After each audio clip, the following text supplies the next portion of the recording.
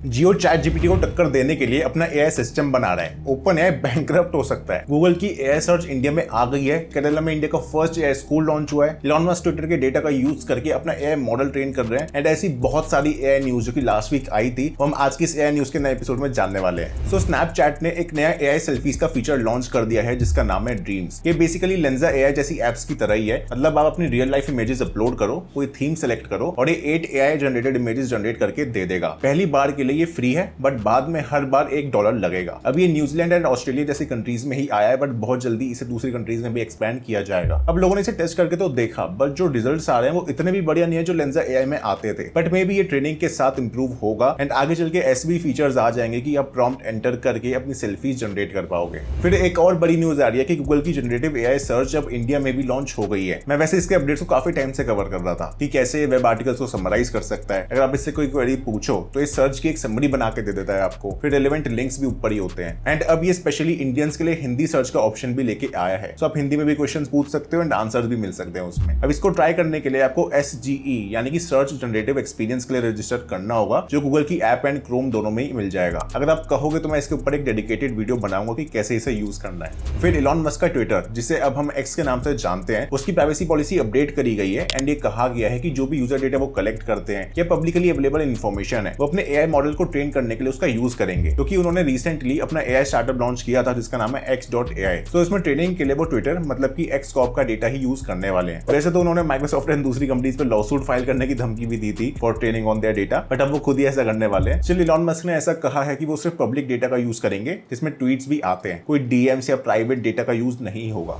फिर एक रिपोर्ट के अकॉर्डिंग ओपन एआई अगले 12 महीनों में $1 बिलियन का रेवेन्यू कमाने वाला है। उन्होंने पहले दावा किया था कि इस साल वो $200 बिलियन का रेवेन्यू करेंगे, बट एक रिपोर्ट के अकॉर्डिंग वो एक्चुअली $80 मिलियन का रेवेन्यू तो एक महीने में ही कर रहे हैं, जबकि उन्होंने पिछले पूरे साल में सिर्फ $28 बिलियन कमाए थे। तो ये पैसा कमाते हैं चैट जीपीटी की सब्सक्रिप्शन सेल करके एंड अपने एआई मॉडल्स के एपीआई सेल करके। यही एपीआईज हैं जिनसे एक्चुअली बहुत सारी कंपनीज अपने खुद के चैटबॉट बना पा रही हैं। बाकी हाँ, हमें नहीं भूलना चाहिए कि ये सिर्फ रेवेन्यू की बात हो रही है, ना कि प्रॉफिट की। प्रॉफिट के लिए हमें खर्चा भी देखना होता है कंपनी का। एंड एक अलग रिपोर्ट के अकॉर्डिंग वो चैट जीपीटी पे दिन का $700,000 खर्च कर रहे हैं। तो आप कैलकुलेट कर लो कि कितना खर्चा आ रहा है और कितनी कमाई हो रही है। एंड हमें ये भी नहीं भूलना चाहिए कि चैट जीपीटी के यूजर्स थोड़े कम भी हो रहे हैं due to competition from other chatbots. तो एक रिपोर्ट तो ये भी कहती है कि ओपन एआई 2024 के एंड तक बैंकरप्ट हो सकता है। देन गूगल के डीप माइंड ने एक नया टूल लॉन्च किया है जो एआई जनरेटेड इमेजेस को आइडेंटिफाई करता है एंड उसमें वाटरमार्क लगा देता है। इसका नाम है सिंथ आईडी, जो गूगल के इमेज जनरेटिंग मॉडल से बनी इमेजेस को आइडेंटिफाई कर लेगा एंड उनके पिक्सल्स में एक ऐसा वाटरमार्क डाल देगा जो हमें नहीं दिखेगा बट किसी एल्गोरिथम को दिख जाएगा। एंड इस मामले में इनकी एक्यूरेसी 100% है, बिकॉज ये उनके खुद के टूल इमेजन से बनी इमेजेस को ही अभी लेबल कर पा रहे हैं। मेरे हिसाब से तो ये बहुत ही बढ़िया अपडेट है, क्योंकि यार वाटरमार्क्स ना इमेज की लुक्स खराब कर देते हैं, बट ये वाला नहीं कर रहा। एंड इवन इस वाटरमार्क को क्रॉप करके या रिसाइज करके या फिल्टर्स या कलर चेंज करके भी नहीं हटा सकते। सभी इमेज जनरेटिंग मॉडल्स को ऐसी अपनी इमेजेस पे वाटरमार्क डाल देना चाहिए।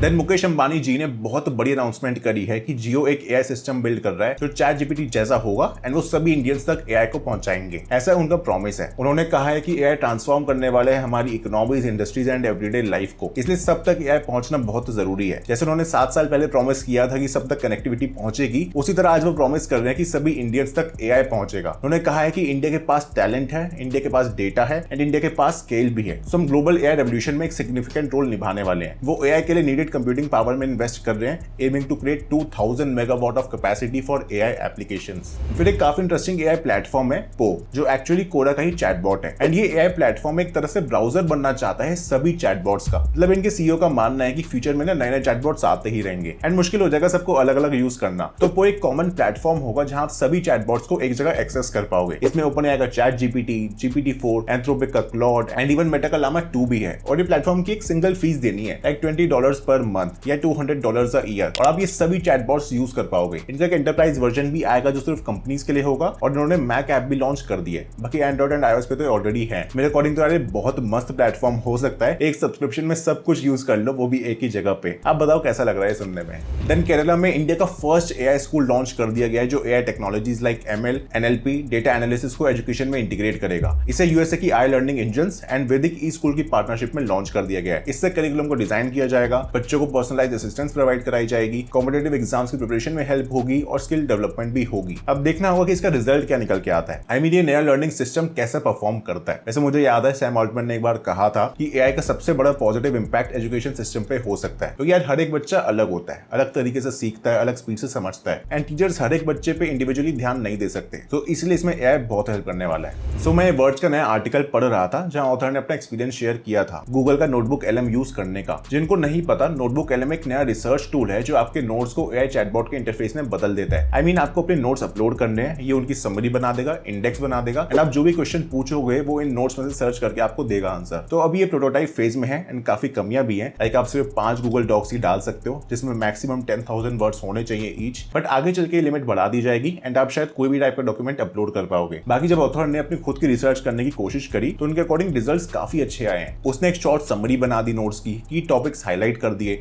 एंड क्वेश्चंस भी सजेस्ट करके दे दिए कि क्या पूछे जा सकते हैं। तो ये टूल अगर सही से बन गया ना, देन ये रिसर्च करने का प्रोसेस बहुत आसान करने वाला है। आप चाहे स्कूल में हो, कॉलेज में हो या फिर रिसर्चर हो या मेरी तरह वीडियो ऐसे ही बनाते हो, बस अपना रिसर्च के सोर्सेज डालने हैं, चैटबॉट ट्रेन किया एंड उससे पूछ के सब कुछ समझ लिया। बाकी अगर आपको नोटबुक LM के बारे में डिटेल में समझना है तो मैं इस आर्टिकल का लिंक दे दूंगा डिस्क्रिप्शन में। देन ब्लूमबर्ग की रिपोर्ट के अकॉर्डिंग उबर ईट्स एक नए एआई चैटबॉट पे काम कर रहा है उनकी ऐप के लिए। इसका तब पता चला जब ऐप में उसका कोड मिला जहां ये एआई चैटबॉट कस्टमर्स को रिकमेंडेशंस प्रोवाइड करेगा कि आज क्या खाना चाहिए या फिर क्या ऑर्डर करें। स्विगी ने भी ऐसा कुछ ट्राई किया था कुछ टाइम पहले। आपको क्या लगता है कि ये चीज सही में काम की होगी या फिर सिर्फ एक गिमिक ही है? अब गूगल का डुएट एआई एक्चुअली आपके लिए ईमेल्स लिख सकता है। ये गूगल वर्कस्पेस यूजर्स के लिए लॉन्च हो गया है जहां आप ईमेल्स में हेल्प मी राइट का ऑप्शन आ जाएगा एंड आप पूरी ईमेल्स ही जनरेट कर पाओगे। ऐसा ही एक फीचर गूगल डॉक्स एंड बाकी वर्कस्पेस एप्स में भी आएगा। आप लॉन्ग टेक्स्ट समराइज कर पाओगे, टेक्स्ट जनरेट कर पाओगे एंड और भी बहुत सारे ऑप्शंस हैं। ये बेसिकली कॉम्पिटिटर माइक्रोसॉफ्ट के कोपायलट का। तो वैसे मैं भी एक वर्कस्पेस यूजर हूं एंड इसे ट्राई करके देखता हूं। अगर आप कहोगे तो इसके ऊपर एक डिटेल वीडियो भी जरूर बनाऊंगा।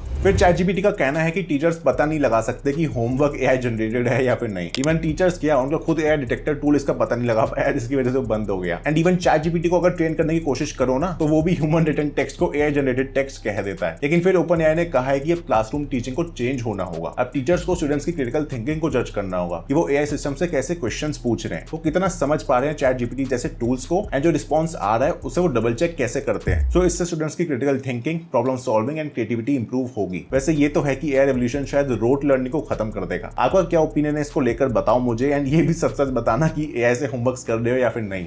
फिर थोड़ी फंडिंग न्यूज की बात कर लेते हैं। तो ओपन एआई बैक्ड स्पीक नाम के स्टार्टअप ने $16 मिलियन रेज करे हैं। एक इंग्लिश लैंग्वेज लर्निंग प्लेटफॉर्म है जो भी 20 कंट्रीज में अवेलेबल है, बट अब ये यूएस एंड और भी मार्केट्स में एक्सपैंड करना चाहते हैं। ये बेसिकली एआई ट्यूटर है जिससे आप इंग्लिश में किसी भी टॉपिक पे बात कर सकते हो एंड आपकी ग्रामर, प्रोनाउंसिएशन एंड वोकैबुलरी पे फीडबैक देता है। The generative AI startup AI21 labs ने भी $155 मिलियन रेज करे हैं at a valuation of $1.4 billion. एक डेवलपर प्लेटफॉर्म है जिससे custom text based business apps बनाई जा सकती हैं। सो बस गाइस यही था आज के एआई न्यूज़ के एपिसोड में। आई होप ये वीडियो आपको पसंद आई होगी। अगर वीडियो अच्छी लगे तो लाइक कर दो, चैनल को सब्सक्राइब कर दो ऐसी एआई रिलेटेड वीडियोस देखने के लिए। एंड मिलता हूं आपसे अगली वीडियो में, तब तक के लिए टाटा बाय बाय।